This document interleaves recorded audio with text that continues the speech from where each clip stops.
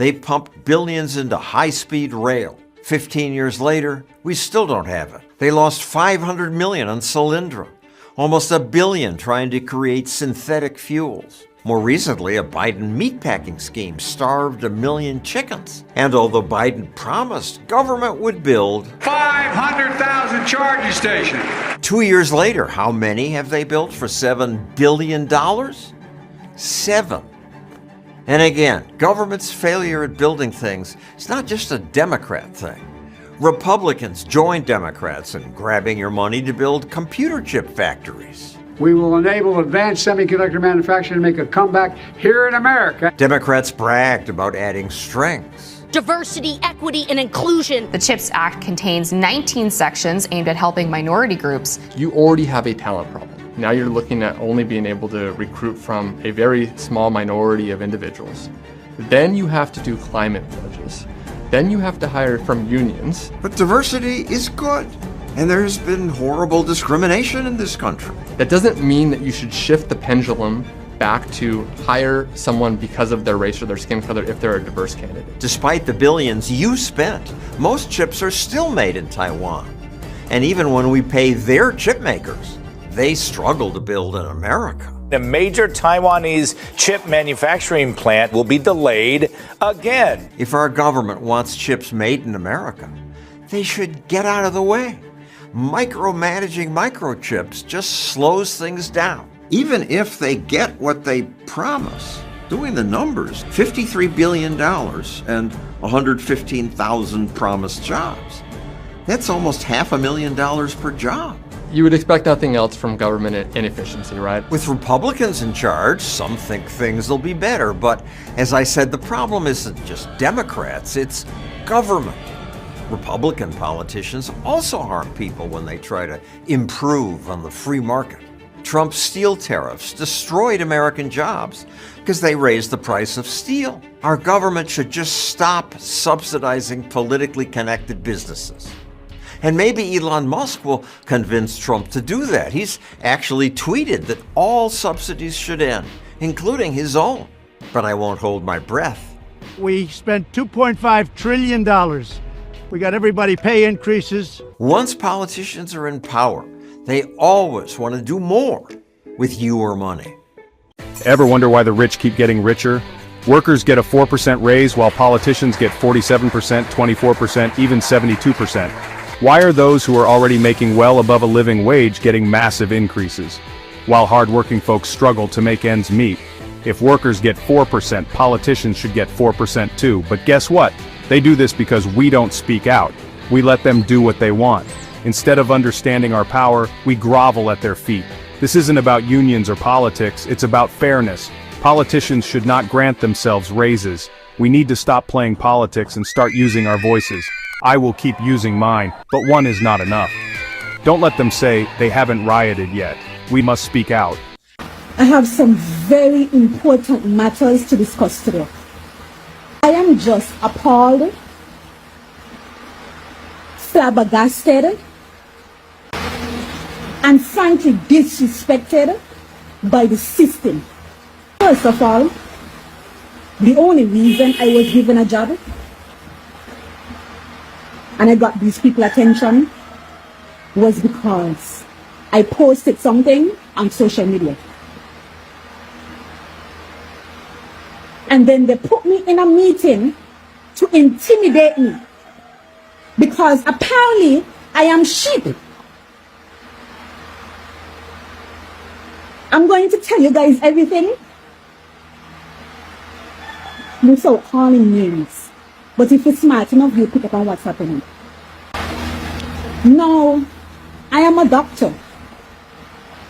I got a scholarship by the government to become a doctor in Cuba. First of all, I do not recommend that not even a dog goes to Cuba. For the poverty, the starvation, even black magic in Cuba, a lot of black magic too. The things that goes on in that country, I wouldn't want a Kittian dog to go to that place.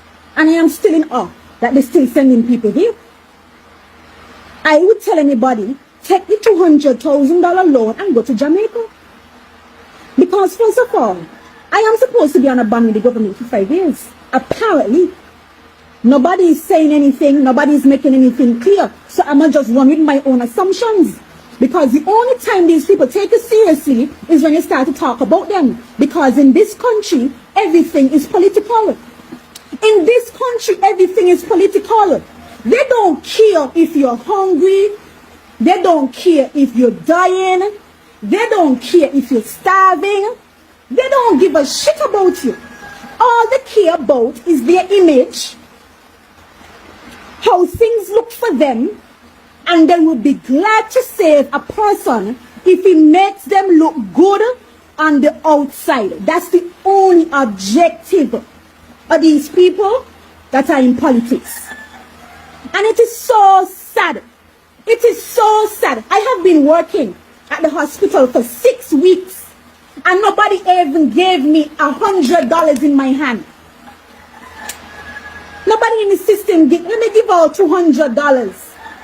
Let she buy this. Let she buy she necessities.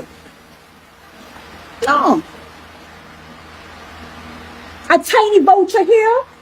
5 weeks later, another tiny voucher there. Like I'm some kind of a dog. You know what I don't like? Something I don't like with you. My mother gets stroke from Bumbleclot Friday. On Friday, my mother have strokes, and I'll know today on Monday. I tell me my mother still in our fucking wheelchair, sit down at Savannah Lamar Hospital. 2-3 days, the woman sit down in a wheelchair for. People will come there after my mother. Dep on a bed. Why she have to wait? Why my mother have to wait to go up on a bed and half her body cannot be fucking moved right now? Cause she gets strokes. I don't have her upon fucking, I don't have her upon a yo. You see, if you don't want to get a lawsuit on the hands, see if you don't want, but even care if this go viral. See if you don't want to get a fucking lawsuit on the hands, brother. If you don't want to get in a trouble on them fuckery, I want to tell my family them say, you don't know no bed, you don't know no bed. Robbery without a gun. Trinidad and Tobago. Watch this. This is the eye drop, right, for glaucoma. This is glaucoma eye drops. Watch out the little bottle. Now, mind you, the amount of people presently right now lining up to get these little things. Now, watch where the liquid is in the bottle. Watch it good. And this is a full bottle. This haven't used as yet. All you're seeing this bottle nearly empty and it's almost $300 for this little thing. All you're seeing this. Watch this. This is what they're giving to our senior citizens. So when all your government, this PNM government, want to infringe on the senior citizens and them right, now all you're finding ways now to exploit the poor people than by 3/4 in the bottle. Because this is 3/4 empty. Watch this. This is a quarter of glaucoma eye drop, you know. This bottle is supposed to be full. This is $300. This is 200 and change for this. Right? So, when this finish, how much basically you had to use in this? 1 drop in both eye at night. 1 drop. So when this 1 bottle finish, that's supposed to do you for the year or something? For 1 month. For 1 month? Yeah. And then after that month, you have to get the next one? And next, they will get the next. Trinidad and Tobago, all you hearing what's going on here? All you see the level of exploitation and robbery and advantage taking place in Trinidad and Tobago under this dirty government. All you're really seeing, I want to ask the police and them something too, because you see all you, the TTPS are putting 3/4 of the blame on all you for having this government acting and getting on in the way they're doing and doing the things that they're doing to the people of Trinidad and Tobago. All you are the ones who supporting them and defending these people when all you fully well know they are the criminals. All you will take 3/4 of the blame. But you see this exploitation that's taking place here? Somebody needs to do something about this. This bottle almost empty and it ain't open yet. If this is what all you're giving to the poor people and they still have to spend money for this, but all you add on to the pension. But all you get the poor people and them are 5,000 or 6,000 every month for pension. Because if 2 or 3 of this had to buy every month, you know what's going on with that money, right? That little small caca that they're getting. Right? So, I hope all you really seen what's taking place in Trinidad and Tobago. I want to see how long again all the people go continue to sit down. All who like to stay behind the scene and bring out all the information, but all you're free to come out and march in the streets with people.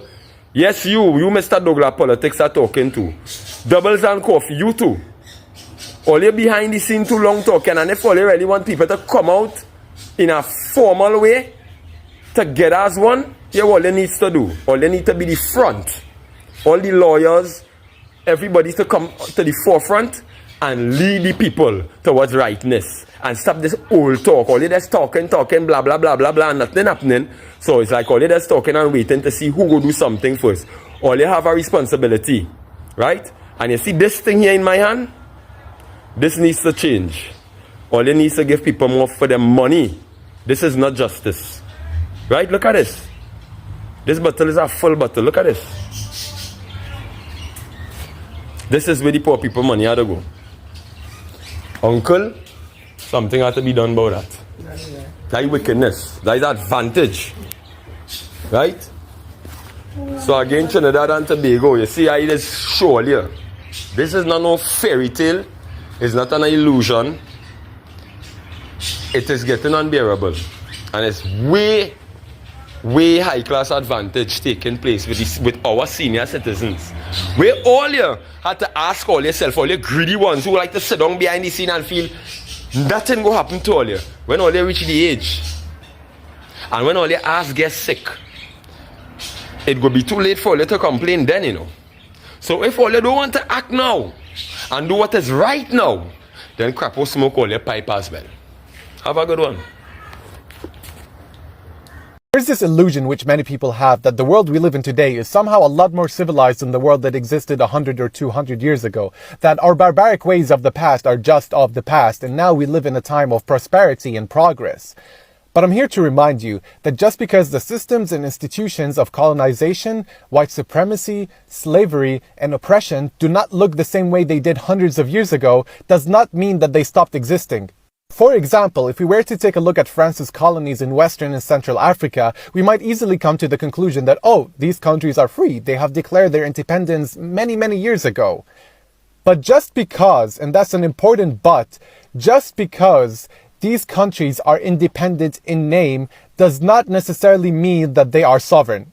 Little Francie boy was cheeky though. Just before they left those colonies, they made damn well sure that they were still able to maintain a significant degree of economic and political influence over these regions through a new neo-colonial system dubbed La Francifique. They installed their own puppet governments. They created them this centralized currency called the CFA franc, which heavily favors France in terms of exchange and trade. They created these one-sided contracts, which pretty much takes all of the economic surplus generated by these 23 nations. On textbook, colonialism and neo-colonialism can look different, but in essence, they're the same thing.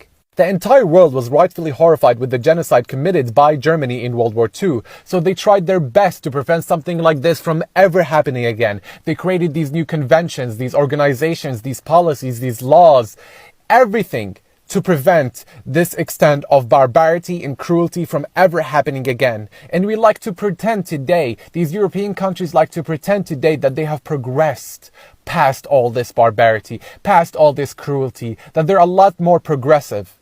But again, as another genocide is happening in Gaza, in the Congo, in Sudan, that happened in Rwanda, what have these Western countries done? If anything, these Western countries have enabled these barbaric ways, this genocide to happen again. One of the best pieces of advice I ever received about living in Paris is you gotta fight back. You have to fight back. If you're American or you come from a country like maybe Australia or the UK where you're kind of conflict avoidant and overly polite and everything is, oh, how are you? Like, good day. Thanks so much. I don't want to be a bother. Excuse me. Like that type of thing. If that's kind of the culture that you come from, you're going to arrive to Paris and you're going to be like, wow, why is everyone a dick? They're not dicks. They're just very direct, very straightforward. And they are down to fight. And the thing that's confusing is if you're not from here, you didn't grow up here, you're going to think it's mean. You're going to think they're being jerks. You're going to think like, what's the deal? Where's the attitude? But it's not mean. It's not malicious. I've talked about this before. In France, if you are overly apologetic or overly like, oh my God, I'm so sorry, whatever, they don't have a lot of respect for you. They think you're dumb. If you're too nice, they literally think you're kind of dumb. So what I used to do would be like, hey, so sorry, like I don't want to bother you. Could you please help with this? And sometimes that works.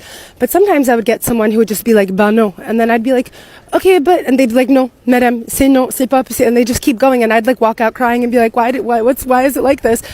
And I made many videos like that. And then guess what happened? French people left comments on my videos and they said, Amanda, you need to fight back.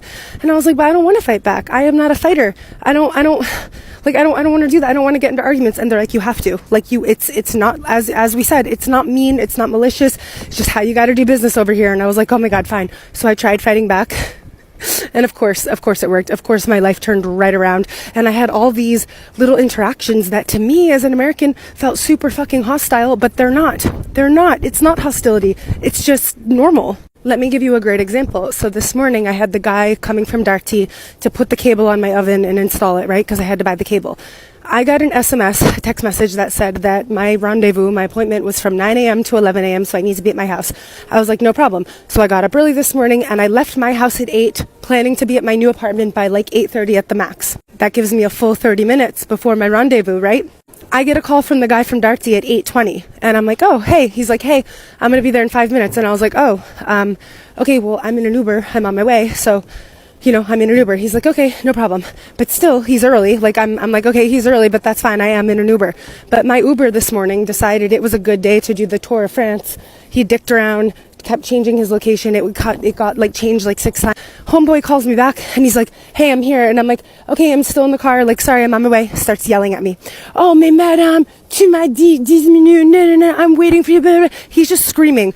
I, at one point, have to go, can I talk?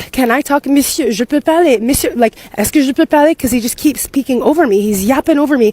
And eventually, when he shuts the fuck up and I can say something, I'm like, Monsieur, our rendezvous was for 9 a.m. It is 8:45. I am still on time. You are early. I love that you came early, but I'm not expected to be in my house until 9. I was trying to be there before, but like I have done nothing wrong here, bro. Like nothing. He's just yapping, screaming. And then he's like, fine. Then I'm going to come back at 11. And I'm like, that's when the appointment is supposed to end. So like, you're just being a dick, but I'm like, fine, that's fine. Come back at 11. Go ahead. Got off the phone with him. Called Darty immediately. I called Darty. This is the first time I've ever done this. I've never in my life called customer service in France. But today I was like, this guy's a fucking asshole and I don't really want him coming to my house if he's going to be like that. So I called Darty, explained the situation. The woman's like, oh my God, I'm so sorry. Blah, blah, blah. Darty customer service is 10 out of 10, by the way. And after I get off the phone, the Uber driver goes, t'as bien fait, madame. He's like, good job. He's like, yeah, you fucking called Darty. You tell on him. That guy's being a dick. And I'm like, yeah, like, thank you. Guess what happens? Guy calls me at like 9:15 and his entire tone has changed. He's like, hey, I'm downstairs. And I'm like, oh, okay. Comes up, super nice. And he goes, désolé, madame. He's like, I excused myself for earlier. Like, it's my mistake. We were early. We were waiting, but you're right. We were early. I'm really sorry. And I was like, that's fine. That's cool. I'll let it slide. And all I'm saying is it's because I fought back and I told on him. But don't let people push you around. And it's not mean. You just have to keep in mind, it's not mean. If someone's being a little spicy with you, you can give it back, but it's not a malicious thing. It's just like, I don't know what you would call it, like how they do business around here. I don't know, man, but like your experience in Paris will change a lot if you can adopt that. Breaking news, TikTok will be banned in the United States on January 19th. So says the Federal Appeals Court in Washington, D.C. The 3-judge panel issued their ruling on TikTok's case just moments ago in this 92-page order. The judges ruled the Protecting Americans from Foreign Adversary-Controlled Applications Act does not violate the First Amendment rights of TikTok or its users. The judges said they realize 170 million Americans use the platform every day, and this ruling could take away a place for them to express their free speech and take away, in some cases, their ability to make money. But the court said Congress knew all that and passed the bill anyway. The court wrote, Congress judged it necessary to assume that risk given the grave national security threats it perceived. And because the record reflects that Congress's decision was considered consistent with long-standing regulatory practice and devoid of an institutional aim to suppress particular messages or ideas, we are not in a position to set it aside. That means the ban is going to move forward. So what's next? Well, likely TikTok will file an emergency appeal to the United States Supreme Court. And there are two options there. Either the court can take this case on an emergency basis, or they can choose not to take the case. They are not required to hear it. Now, if the justices choose not to take the case, this ruling will stand and it's over. If the Supreme Court does decide to take the case, then it is possible that they will put the ban on pause while the case plays out. This is literally happening right now, and I'm going to dig further into that 92-page ruling, and I'll have more throughout the day. The real reason they're banning TikTok is because too many of us escaped the eat, sleep, work cycle. Content creation is work, don't get me wrong, but too many of us became successful on this app. Let's talk about it. Kane just said the other day that the most she's made in 1 month on TikTok was 65 bans. We have TikTok shop affiliates, we have content creators, we have a whole bunch of actual successful, wealthy people on this app. The reason they're banning this app has absolutely zero to do with our privacy and security, sensitive information. Get the fuck out of here. These people need us to come to work. They need us to need a 9-to-5. They need us struggling in order for this American dream, this economy here to prosper. They need us to fail. TikTok gives us way too much success. Let's talk about it. TikTok, ByteDance, whoever gave us the freedom that Meta couldn't and will never will. That's the only reason why they're saying that it's either going to be banned or sold to a company that's American. The TikTok ban is about control. It has nothing to do with our privacy. Hey, how's it going today? I got something to tell you. You matter.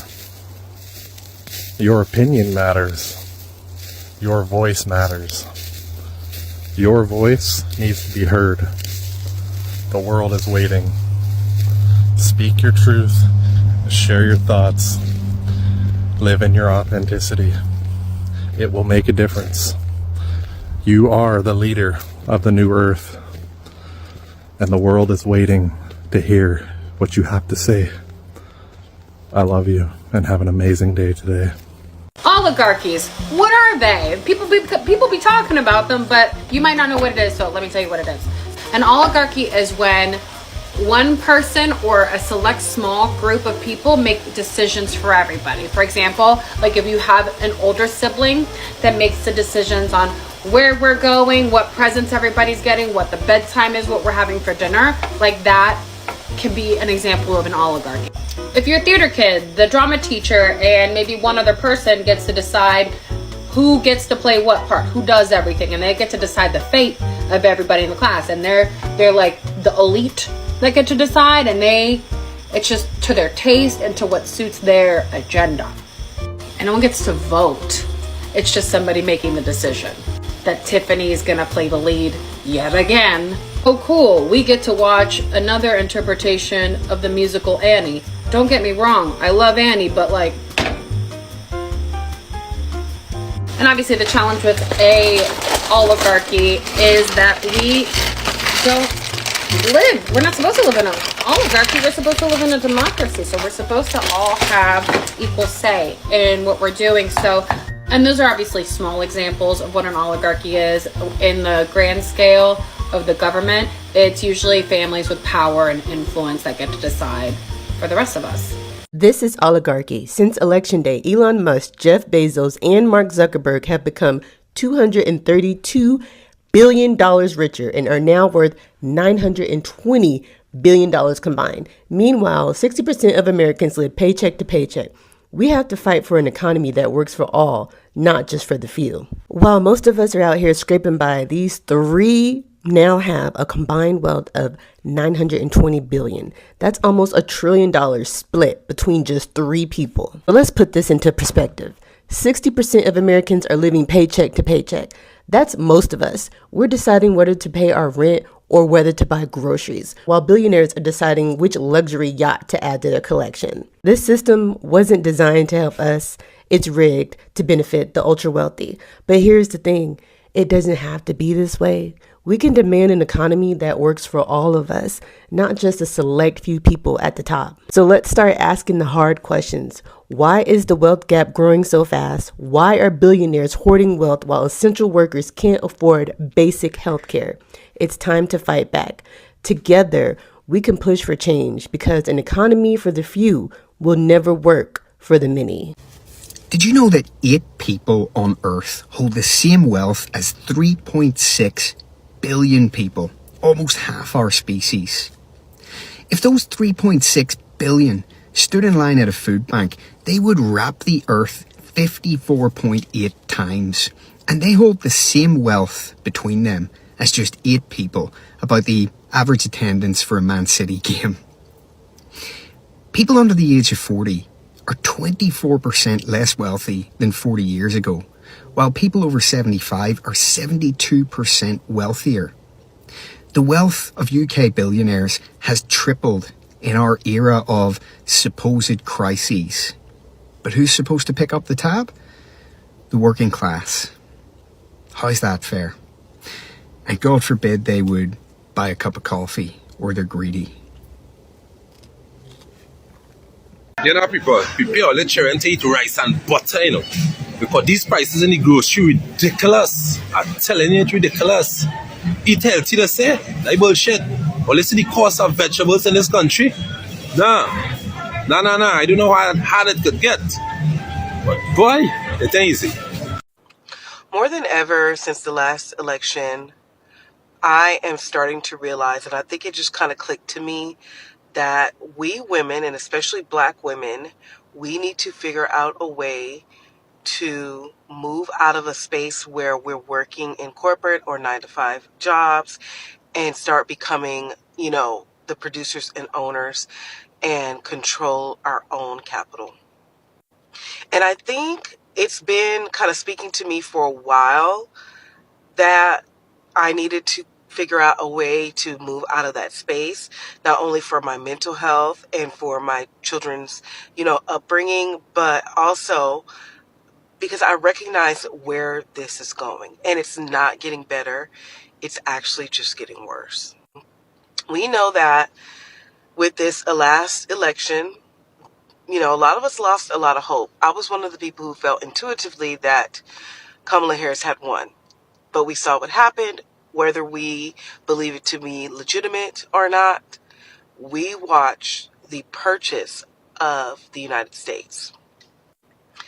And we've been operating as an oligarchy for many, many years now, but more than ever, they don't even feel the need to hide it from us. They don't feel the need to shield us from the fact that our political system is so deeply corrupt that the only way out for us is to completely remove ourselves from the system and eventually the United States. This is for entertainment purposes only, TikTok. Just saying. But I've just seen a thing on TikTok about the homeless getting kicked out. Most of these homeless people have got jobs. It's just the rent's gone up ridiculously and people are struggling. A warning to GOVs and the councils. Just be prepared. Every decision you guys make pushes the people to take a step further to not taking your bullshit anymore. So keep pushing. Don't say I didn't warn you. Like I say, and it's from the Conscious Wolf. Go follow him on TikTok. Perfect motto. The ants are no longer going to feed the grasshoppers. If you've seen the Ants movie, totally relates to humanity right now. Stand up. So Elon Musk said that he wants to build a company town. That sounds like my own personal hell, actually. I don't think y'all actually know what company towns are, but let me just educate y'all. It's a town completely owned by a corporation, And that includes the grocery stores, that includes the parks, that includes the houses. So, like, everything is owned by Elon Musk or whatever company is going to be, Tesla or whatever. And you're going to live in that little company town, and you're going to drive to the Tesla factory, and you're going to work at the Tesla factory, and then you're going to go to the Elon Musk grocery store and go back to your Tesla house. Like, and that's not a good thing. This is basically turning you into a worker bee. This is like the bee movie for humans. So imagine your day-to-day life and your survival all dependent upon Elon Musk. Doesn't sound too good, does it?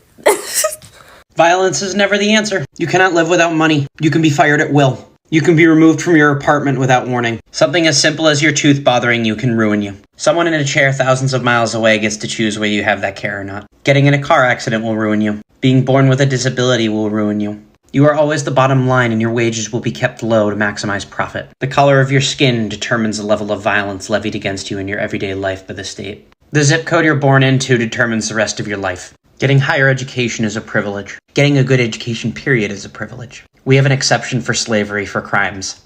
Violence is never the answer, but it's always the answer the system provides. I just heard a quote.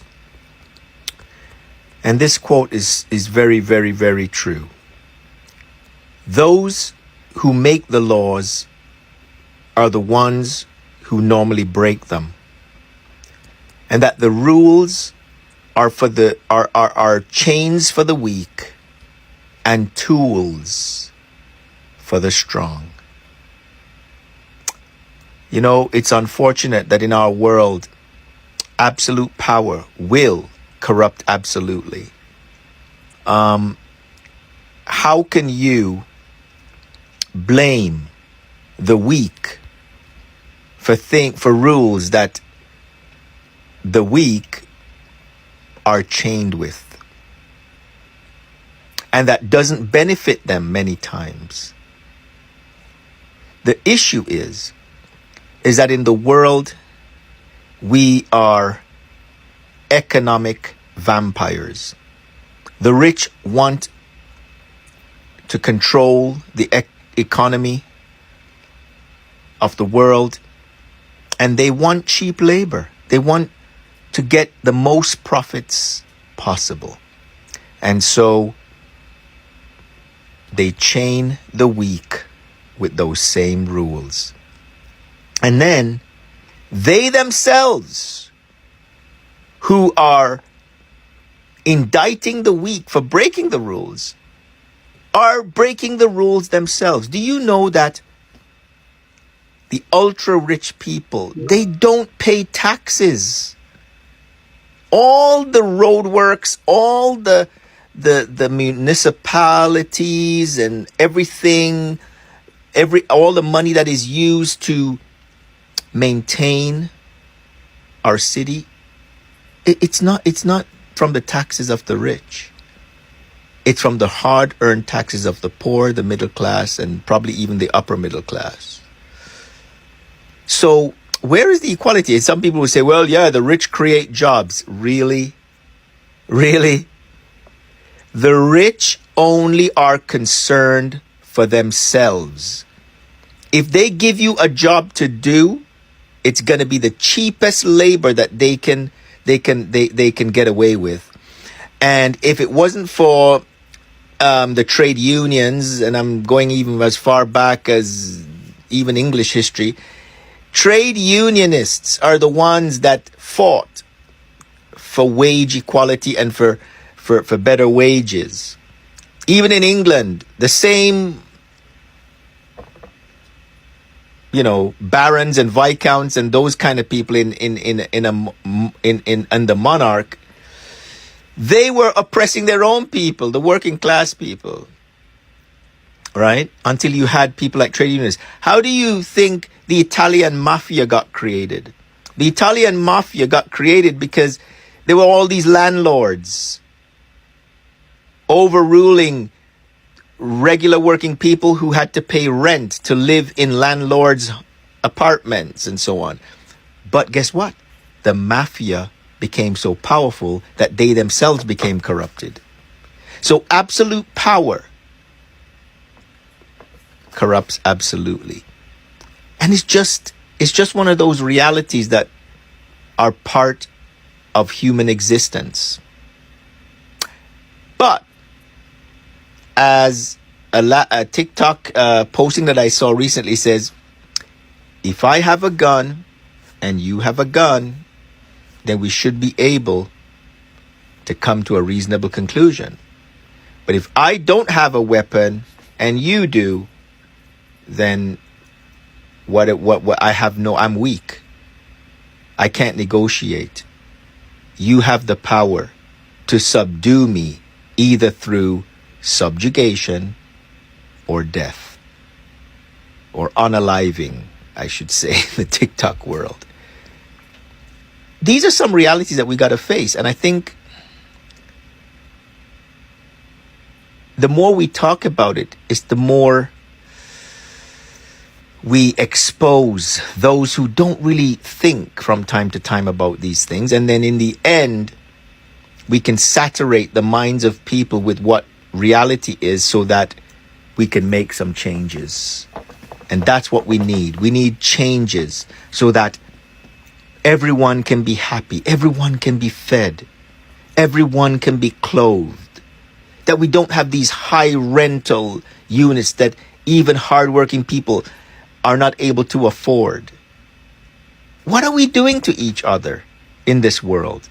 And yet, those of us who have had the luck to kind of gain a property that we own, in the end, we don't own the property because we have to pay property taxes. We got to pay mortgages to the bank. It's always an economic chain or an economic prison, right? And I'm not saying that we shouldn't be paying for things. I do believe we should be paying for things, but not under a system like what we have today. There's got to be a change, unless deja vu, it's just going to happen again and happen again and happen again, right? And those of us who are weak will be bought by those of us who are not weak, because those of us who are weak, and I'm talking about economically weak, and if we're just going to be weak. And here's the other thing. The weak are always blamed for the economic crisis, when really the engine that drives the economy are the ultra rich. They're the ones that drive the economy. If they pull out their resources, the whole system crashes. If they put money into the economy, it works. So I wonder who's playing the real game here. It's not us who are working. It's those who control the economic engine in our societies. And so we have to stop fighting each other for the piece of bread and look at ways that we can help each other to drive an economic sustenance or sustainability without totally relying on these ultra rich. They'll never change. They don't have a conscience, and they'll justify any means to keep the money. It's just human nature, and certain things in human nature we need to address and we need to change so that our lives can be beneficial, or we can benefit each other in this challenging world. Who saw the movie The Matrix? Okay, good. Then we can start from a point of reference. Matrix was a banging movie to me, and the reason why I appreciated it so much was because, do you remember at the end when Neo realized his potential? He started to see the binary code. You remember that, the whole world? Well, that's where I'm trying to be spiritually. I'm trying to see the word of God in the whole world. So every time that agent throws a punch, I'm like, I see you. Oh, okay. I'm just catching his punches. You know, so I'm not afraid. You know, I'm not afraid because I'm starting to see that. You know, things are just, situations materialize themselves and, oh, he's an agent. You know, but here's the trick. Here's the trick. Here's the trick is that you have to remember that sometimes you can be an agent. You can be an agent to yourself. You can be an agent against someone else. I wonder which part in Trinidad, boy, it have a freedom fighter, boy, with real guns and ammunition and magazines, boy. We're ready to start the revolution to free the people and the land, boy, from colonialism, boy. If that man only jump out now and sound the trumpet are telling you, hey, I'll recruit me now, I will be a part of that, you know. Yeah, this government and the governments and this whole head of state in the country, we have to bring them down.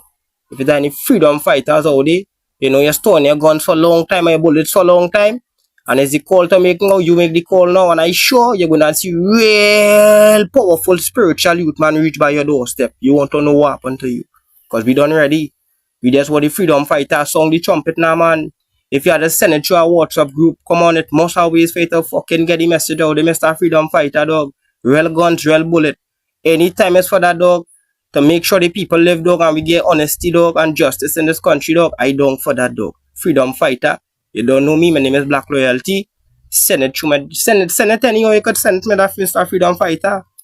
And if any youth out there, well, let's send it out, let the Freedom Fighter here, dog. It must have a man down here, a good man down here, with real guns and ammunition, dog.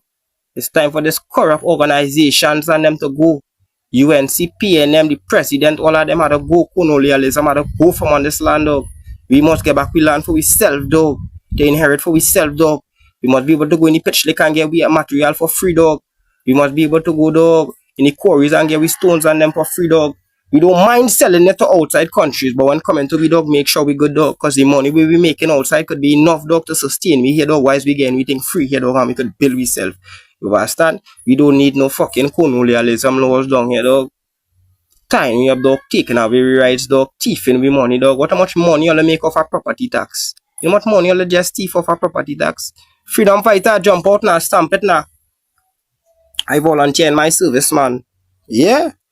So many people are asking me how to start the revolution. What's the first step? What do we do? Where do we meet? Who's gonna be there? What do I wear? I don't know. We're all the revolutionaries. It's not one person. It's not gonna be one person. It's us in our hyper-local communities talking to each other, building community, creating networks of mutual aid.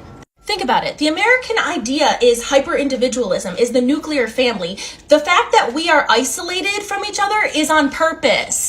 The government is afraid of that because what happens when we talk to each other? What happens when we read the banned books? What happens when we go to colleges? That's why they want to ban all this shit. While mass mobilizations are incredibly important, strikes, boycotts, you know, these things, protests, incredibly important. But if the bedrock of all of this is talking to and taking care of our own communities, because for so long we've looked up to the president, to the government, to tell us what to do, to set the rules, to tell us it's going to be okay, and it's not working. What do you call a massive group of people that looks to one person for answers? A fucking cult.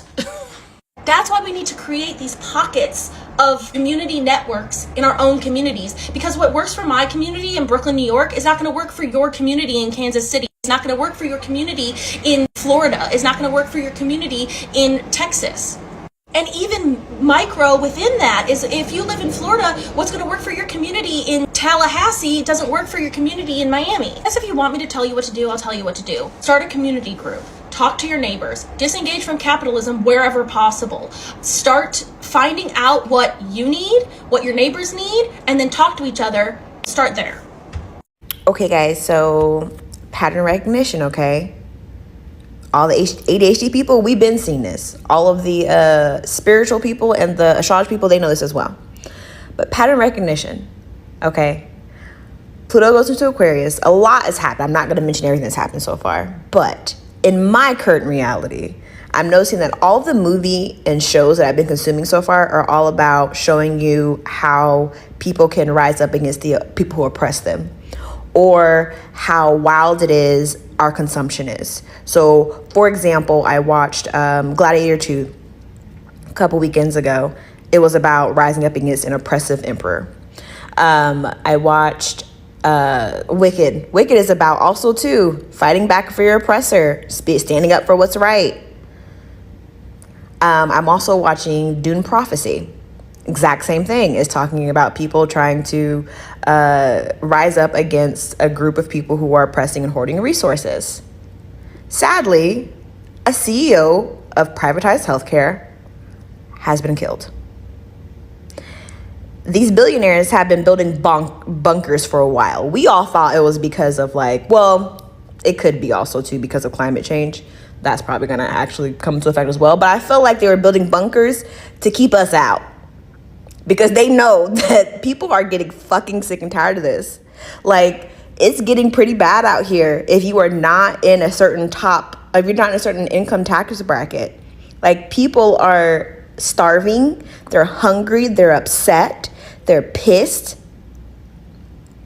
The revolution is here. She's actually already here. We're living in it. Okay, she is here. Get ready. What if I told you that the end of 2024 might be anything but ordinary? The Simpsons have made 3 startling predictions about 2024 that are too wild to ignore. The first one has already happened. Save this video and check back later to see if the rest come true. Number 1, Trump becomes the next U.S. president. In a memorable episode titled, President Homer Flies into Trump's Hair. During the scene, you can spot subtle hints pointing to Trump's presidential years, 2016 and 2020, and 2024. These timestamps seem to mark different stages of his time in office, sparking speculation about the show's ability to predict real events. Number 2, a chilling war between the U.S. and China. In another episode, a news anchor grimly announces that America and China have declared war, with a nuclear strike expected within the hour. With rising global tensions involving the U.S., Russia, and China, could this be a glimpse of our near future? Number 3, the Trump assassination attempt. On July 13, 2024, Donald Trump, the presumptive Republican nominee, survived an assassination attempt during a campaign rally near Butler, Pennsylvania. This was eerily foreshadowed by the Simps in an episode where a sniper tries to shoot a president. The scene's details closely match what happened in real life. And now there's an even more surprising prediction for the end of 2024. Comment part 2 for details on the craziest episode yet.